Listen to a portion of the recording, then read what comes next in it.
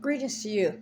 This is Michelle Strickland. I'm just trying to, I'm into cooking and I'm into trying to find ways to save money, but still feel like you're not missing anything.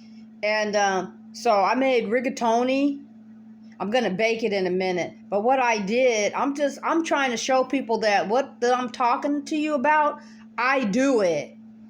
But I've been experimenting with food now that I'm not, now I'm retired. I can experiment a little bit. But anyway, instead of ground hamburger, I used ground turkey. But what you do with the turkey, you season it up, I boil mine down and then I cook it all the way. Then I drain the juice off, and you know how you just kind of mince it up so that it's like ground up and stuff.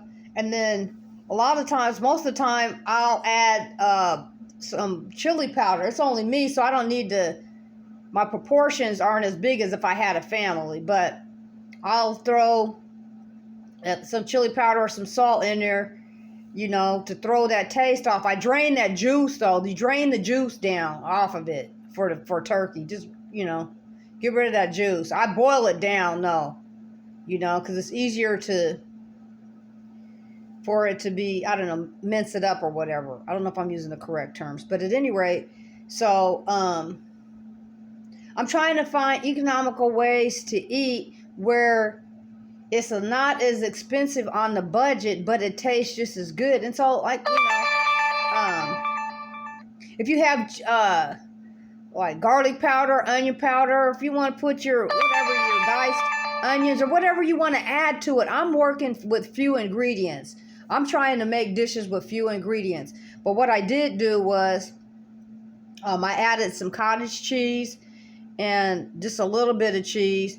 I don't like to cover, this with cheese, while it's baking until after it's cooked, because I don't like my cheese burnt up. I like my cheese soft, so I don't put, I didn't mix cheese in with it to bake into it, but I'm talking about at the end, when you have that layer of cheese, I'm saving that for the end. So what I'll do after it's finished baking, I'll do a short video that shows what it looks like after the cheese melts down on it, okay? I haven't gone to the store, so I didn't have, I ran out of chili powder, but I just went ahead on it. I had a Italian seasoning, so I went ahead and put Italian seasoning in there, and I had a can of tomato sauce, added salt. But you can add whatever ingredients. I'm just working off of a few ingredients. I haven't been to the store, so I'm just using what I have, but it's still going to taste delicious. I put Italian seasoning in there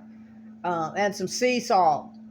I don't use a lot. I try to cook meals, too, where it's not as fattening, Sometimes I fry food. I do.